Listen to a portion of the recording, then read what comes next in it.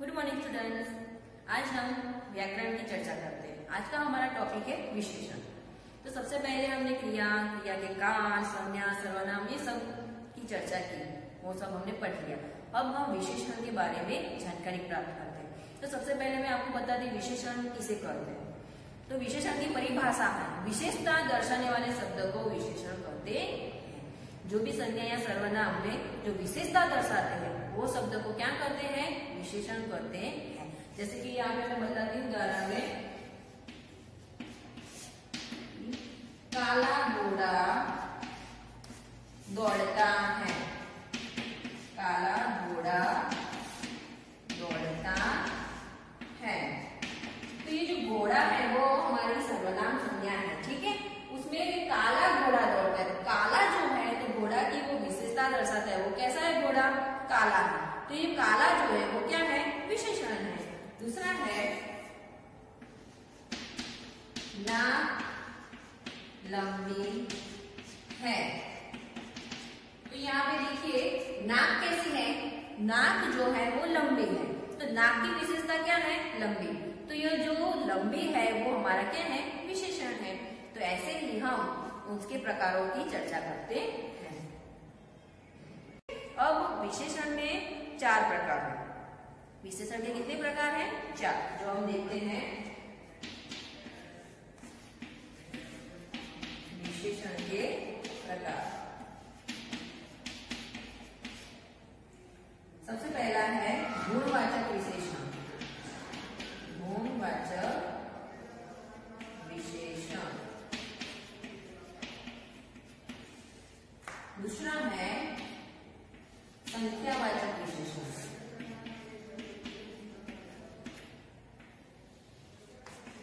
दूसरा विशेषण का प्रकार है संख्यावाचक विशेषण। और तीसरा प्रकार है परिमाणवाचक विशेषण।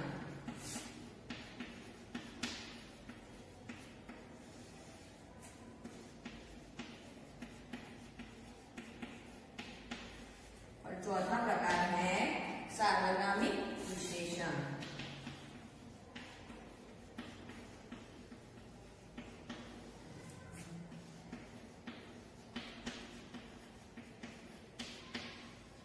तो ये जो प्रकार है वो विशेषण के 4 प्रकार है। सबसे पहला प्रकार है गुणवाचक विशेषण, दूसरा है संख्यावाचक विशेषण, तीसरा है परिमाणवाचक विशेषण और चौथा है सार्वनामिक विशेषण। तो गुणवाचक विशेषण में क्या आता है, तो जो संख्या, जो शब्द संज्ञा है वो उसमें उसकी गुण, रूप, कद, उसका परिचय कराते हैं, उसे गुणवाचक विशेषण कहते हैं। संख्यावाचक विशेषण में जो संख्या की दिखाता है, जैसे कि हमारे हाथ में 5 उंगलियां होती है, तो 5 उंगलियां होती है तो 5 जो है वो क्या है, संख्या दर्शाता है, यानी वो संख्यावाचक विशेषण कहलाता है। फिर है परिमाणवाचक विशेषण। तो परिमाणवाचक में मात्रा, नापतोल की जो दर्शाता है उसे क्या कहते हैं, परिमाणवाचक विशेषण कहते हैं। जैसे कि आधा लीटर दूध, माँ ने आधा लीटर दूध लिया, तो जो आधा लीटर जो है वो उसकी नापतोल दिखाता है, तो उसे क्या कहते हैं, परिमाणवाचक विशेषण कहते हैं। फिर है सार्वनामिक विशेषण, जो संज्ञा और शब्द के पहले आता है और विशेषण का कार्य करते हैं, उसे क्या करते हैं, सार्वनामिक विशेषण कहते हैं। तो ये जो 5 प्रकार है वो हम चित्रों द्वारा आगे समझ प्राप्त करते हैं। વિદ્યાર્થી મિત્રો, હવે આપણે વિશેષણમાં જ એની પરિભાષા વિશે અને એના પ્રકારો વિશે આપણે જાણીએ ચિત્રો द्वारा। विशेषण की परिभाषा है जो शब्द संज्ञा या सर्वनाम की विशेषता बताते हैं उन्हें विशेषण कहते हैं। यहाँ पे उदाहरण में दिया है घोड़ा तेज भागता है, जो यहाँ पे हम चित्र में देख सकते हैं घोड़ा जो है वो तेज भागता है, तो तेज जो है ये विशेषण है। कविता बहुत अच्छी लड़की है, कविता नाम की लड़की जो है वो बहुत ही अच्छी लड़की है। तो यहाँ पे जो अच्छी है वो क्या है, उसकी विशेषता दर्शाता है। किसकी विशेषता दर्शाता है, लड़की की। और घोड़ा की विशेषता क्या है, तेज भागना, तो ये तेज जो है वो हमारा विशेषण है। जो मैंने यहाँ पे हैंडलाइन किया है, तेज जो है वो हमारा विशेषण है। और दूसरे जो उदाहरण में है अच्छी, वो हमारा विशेषण है। उसी के आधार पर हम देखते हैं विशेषण के 4 प्रकार हैं। सबसे पहला प्रकार है गुणवाचक विशेषण, दूसरा है संख्यावाचक विशेषण, तीसरा है परिमाणवाचक विशेषण और चौथा है सार्वनामिक विशेषण। गुणवाचक विशेषण की परिभाषा है जो शब्द किसी व्यक्ति या वस्तु के गुण, दोष, आकार, स्थान, रंग, काल, दशा आदि का बोध कराते हैं उन्हें गुणवाचक विशेषण कहते हैं। जिस शब्द से गुण हो, दोष, आकार, स्थान, रंग, रूप का जो बोध कराते हैं उन्हें हम गुणवाचक विशेषण कहते हैं। उसका उदाहरण है तलवार की धार तेज है। यहाँ पे चित्र में देख सकते हैं कि तलवार जो है उसकी धार कैसी है, तेज। तो तलवार की जो धार तेज है तो तेज जो है वो हमारा विशेषण है। नया ठेकेदार ईमानदार था। ठेकेदार कैसा है, ईमानदार।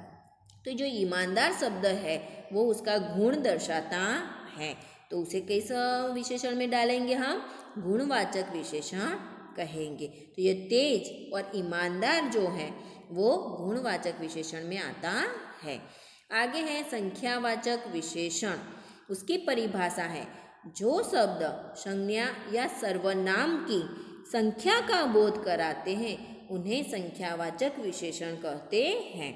संख्यावाचक में जो संख्या का बोध कराते हैं उसे संख्यावाचक विशेषण कहते हैं। हमें इजीली ऐसा याद रखना है।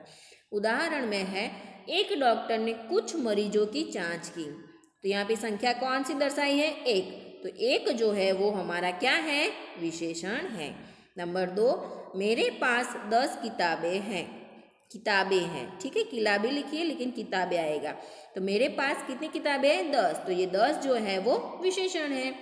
आगे है संख्यावाचक विशेषण के भी 2 प्रकार है, निश्चित संख्यावाचक विशेषण और दूसरा है अनिश्चित संख्यावाचक विशेषण। ये जो प्रकार है वो हमारे आते नहीं है लेकिन हम उसकी जानकारी प्राप्त करते हैं। निश्चितवाचक संख्यावाचक विशेषण किसे कहते हैं, तो जो शब्द संज्ञा या सर्वनाम की निश्चित संख्या का बोध कराता हो उसे निश्चित संख्यावाचक विशेषण कहते हैं। यहाँ पे हम उदाहरण में देखते हैं राहुल 8वीं कक्षा में पढ़ता है, तो 8वीं जो है वो निश्चित है। टोकरी में 4 आम है, यहाँ पे हमने टोकरी में दिखाई देते हैं कितने आम है, 4। तो ये 4 जो संख्या है वो निश्चित है, इसलिए ये निश्चित संख्यावाचक विशेषण कहलाते हैं। जिसमें जो संख्या होती हो वो निश्चित होती है, ठीक है।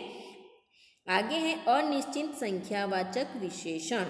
तो जिन विशेषणों में निश्चित संख्या का बोध नहीं होता उसे क्या कहते हैं, अनिश्चित संख्यावाचक विशेषण कहते हैं। जिसमें संख्या का बोध प्रॉपर नहीं होता, ठीक है। जैसे देखते हैं मेरे पास कुछ किताबें हैं, कुछ है, कोई संख्या नहीं है, और मैदान पर थोड़े ही बच्चे हैं। कितने बच्चे हैं वो संख्या निश्चित नहीं है, इसलिए हम इसे अनिश्चित संख्यावाचक विशेषण कहते हैं, ठीक है।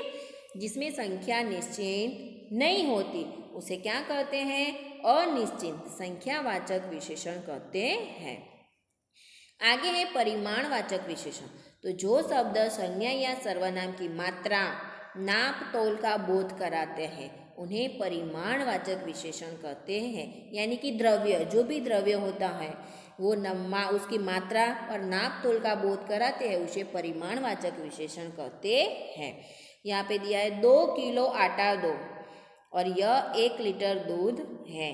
तो ये जो उसकी परिमाण यानी कि नाप तोल दिखाया गया है उसे परिमाणवाचक विशेषण कहते हैं। जिसमें द्रव्य, अनाज, सोना, चांदी ये सब जो आता है वो परिमाणवाचक विशेषण में जाता है। उसके भी 2 प्रकार हैं जो हमारी बुक में नहीं दिए लेकिन हमें अगली कक्षा में काम आएंगे, हम देख लेते हैं। उसमें भी निश्चित परिमाणवाचक विशेषण और अनिश्चित परिमाणवाचक विशेषण, ऐसे 2 प्रकार हैं। तो निश्चित में आएगा जो शब्द संज्ञा या सर्वनाम की निश्चित मात्रा का बोध कराते हो इन्हें निश्चित परिमाणवाचक विशेषण करते हैं। जैसे हमने आगे देखा वैसे ही निश्चित मात्रा का बोध कराते हैं। जैसे कि उदाहरण में देखते हैं डिब्बे में 1 किलो दाल है, यहाँ पे डब्बा दिखाई देता है पर लेकिन उसमें कितनी दाल है जो निश्चित है, 1 किलो। दूसरा है बाजार से मैंने 4 मीटर कपड़ा लिया। कितना कपड़ा, 4 मीटर। जो संख्या हमें निश्चित संख्या दी गई है, ठीक है, 4 मीटर तो और 1 किलो दाल, तो ये निश्चित है, इसलिए ये निश्चित परिमाणवाचक विशेषण में जाता है। अनिश्चित परिमाणवाचक विशेषण, तो ये जो द्रव्य, जो शब्द संज्ञा या सर्वनाम की अनिश्चित मात्रा का बोध कराता है, उन्हें अनिश्चित परिमाणवाचक विशेषण कहते हैं। जैसे कि तुम थोड़ा पानी पी लो, थोड़ा यानी अनिश्चित है, उसने कितना पिया वो हमें नहीं पता, तो ये द्रव्य में थोड़ा पानी पी लो, थोड़ा जो शब्द है वो अनिश्चित परिमाणवाचक विशेषण है। बाजार से कुछ चावल ले लो, कुछ जो संख्या निश्चित नहीं है, तो ये थोड़ा और कुछ जो है वो अनिश्चित परिमाणवाचक विशेषण कहते हैं। आगे है सार्वनामिक विशेषण, तो जो सर्वनाम विशेषण के रूप में प्रयुक्त होते हैं उन्हें सार्वनामिक विशेषण कहते हैं। तो जो सर्वनाम ऐसे होते हैं जो संज्ञा के साथ ही विशेषण में भी प्रयुक्त होते हैं और विशेषण का कार्य करते हैं, उसे सार्वनामिक विशेषण कहते हैं।